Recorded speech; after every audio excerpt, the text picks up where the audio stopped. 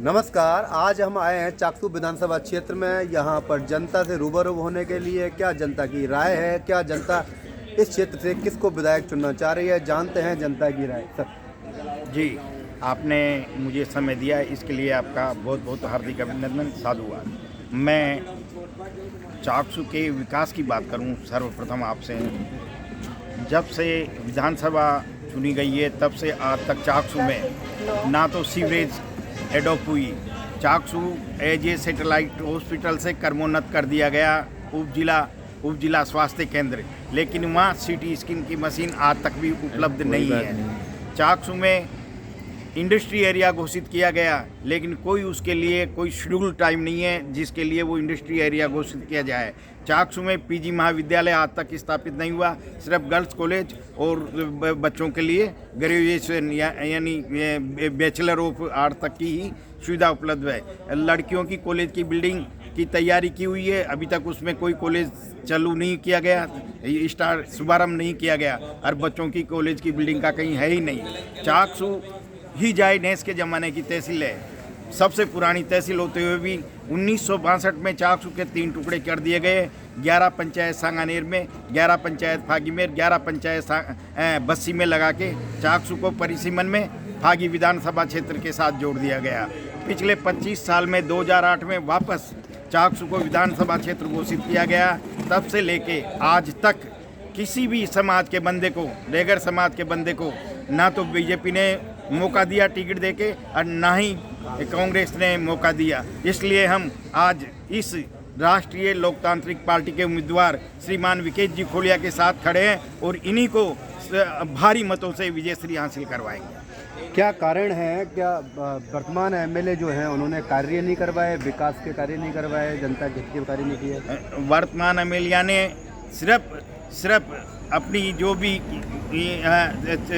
जो चाटुकार थे उन्हीं का काम किया, बाकी किसी का भी काम नहीं किया। और अगर किसी का कार्य किया होगा सिद्ध, तो वो बिना किसी की डिजायर के नहीं किया। तो यहाँ पर जो कार्य जो हैं वो विकास के कार्य हुए हैं या नहीं, जनता को फायदा मिला है सरकार की योजनाओं से? मैं निवेदन कर रहा हूँ, ना तो कांग्रेस की सरकार में कोई विकास हुआ। जो विकास हुआ चाकसू में, आपको मैं निवेदन करूँ, एसपी दक्षिण साइड का चाकसू में एडोप हुआ, चाकसू उसका हेडक्वार्टर है और वो बीलवा बैठते हैं। पहला निवेदन। दूसरा निवेदन आज से पिछला करूं, अगर मीडिया की बात करना चाहो आप, तो जिस जमाना में टेलीफोन विभाग का या मंडल अभियंता बैठना चाहिए था, वो बस्सी बैठता था और उसकी सीटिंग चाकसू थी। चाकसू के लोकल आदमी को बात करने के लिए नीवाई लेना पड़ता था और उसके बाद वो जयपुर जाके बात कर पाता था।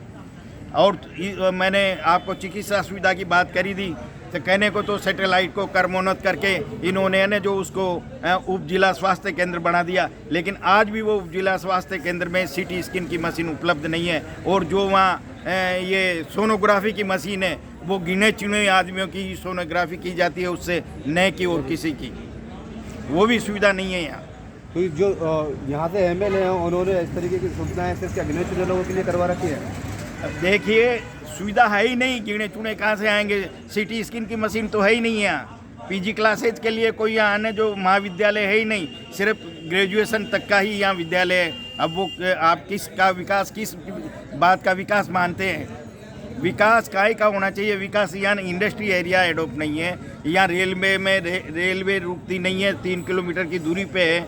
और आपको मैंने जो बताया काहे का पुलिस वाला लवाजमा दक्षिण का वो एसपी यहाँ बैठना चाहिए, आयुक्त, वो बिलवा में बैठता है। तो जिस तरीके से बीजेपी पार्टी भी सबका साथ सबका विकास की बात करती है, तो क्या ये सब झूठे वादे होते हैं और ये मक्खनबाजी के सिवा कुछ नहीं है। सबका साथ सबका विकास, ये झूठे बातें, झूठी विकास की बातें, और बातों में कुछ भी सार नहीं है। का बना रखा है। भाई साहब से पूछो, आप बोल रहे बताएं। चाकसू का आदमी ने तो आज तक कोई टिकट कौन दियो, सब बाहर का आदमी ने टिकट दे दे अटे से जीत कर चल जाओ, तो चाकसू की शुद्ध बुद्धि कौन ले? तो यहाँ से बाहरी जो कैंडिडेट है वो कौन कौन है, किसको टिकट मिला? परमिला कुंडेरा, एक प्रकाश सोलंकी, जयनारायण जी बैरवा, लक्ष्मी नारायण जी बैरवा, ये सब बाहर के हैं, या चाकसू का कोई नहीं। तो फिर जनता कैसे बाहर के लोगों को जिताती है, यहाँ के स्थानीय लोगों को सब- जिताना चाहिए? ये सब पैसे के बल पे जो लोग पैसा लेते हैं, जो लोग पैसा देते हैं वो काम उनका होता है, गरीबों का कुछ भी नहीं। आज तक सीवर लाइन नहीं हुई, जबकि वेद प्रकाश सोलंकी ने चुनाव में ये कहा था कि मैं सीवर लाइन लाऊंगा, वो आज तक नहीं आई।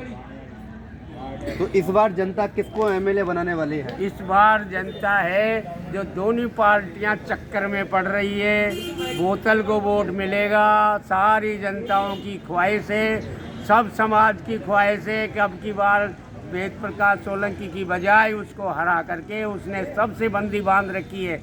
डॉक्टर देख लो, थानादार देख लो, तहसीलदार देख लो, पटवारी देख लो, गिरदावर देख लो, सारों की बंदी बांध रखी है। और तो और ट्रांसफ़र करने में भी पैसा लेते हैं, ट्रांसफ़र का पैसा लेकर के उनको वापस वहीं ला के फिट कर देते हैं। क्या आपके किसी जानकार किसी से भी पैसे लिए हैं? जो आपने- सबसे पैसा कोई मेरे से नहीं लो तो क्या, मेरा एक विकलांग बच्चा है, विकलांग बच्चा, उसकी कई बार मैंने कह दी भाई ये विकलांग बच्चा है, इसको नौकरी लगा दो, नहीं। मेरा एक भाई का बच्चा है जो जैसलमेर है, उसका ट्रांसफ़र के लिए आज 11 साल हो गई, 11 साल जैसलमेर है, उसका ट्रांसफ़र के लिए 3 बार जाया, पैसे मांगता है, पैसे हमारे पास है नहीं, गरीब आदमी। कितने पैसे मांगे आपसे? अरे मैं ये नहीं बता सकता कितने पैसे मांगे, लेकिन पैसे मांगता है। क्या अभी भी आप जो वर्तमान एमएलए हैं उनसे डरते हैं? कहने से आपका वोट है, आप सरकार बनाते हैं, एमएलए चुनते हैं, तो क्या एमएलए से डरते हैं कि आपको कुछ बिगाड़ेंगे वो? डरूं किसी से भी नहीं, तो फिर आपको ये खुलेआम किसी बताना से भी नहीं चाहिए। डरूं, चाहे कोई सो भी आ जाओ, चाहे तो कांग्रेस आ जाओ और चाहे बीजेपी आ जाओ और चाहे उनका कत्ता भी जो बड़ा बालिश से आ जाओ, वो हमारे सामने आ जाओ।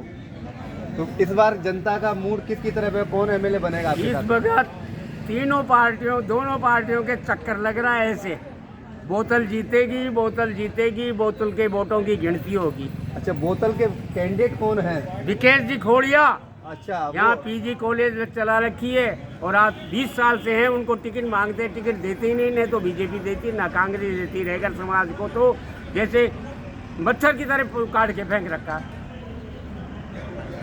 तो देखिए, समाज की बात तो ये है कि हमारे जो रेगर समाज की गिनती है, कम से कम हम 45,000 की आबादी, 45 लाख की आबादी को बिलोंग करते हैं और हमारी आबादी 45 लाख के ऊपर होने के बावजूद हम करीब 55 से 70 सीटों को जिधर भी लुढ़क जाएं, यानी जिधर भी वोट कास्टिंग कर दें उधर ही पलटाबारी हो जाता है। उसके बावजूद हमारे साथ पिछले करीब 20 सालों से ये देखने में आया है कि दोनों ही पार्टियां हमें एक तरह से बंधक मान के चलती है।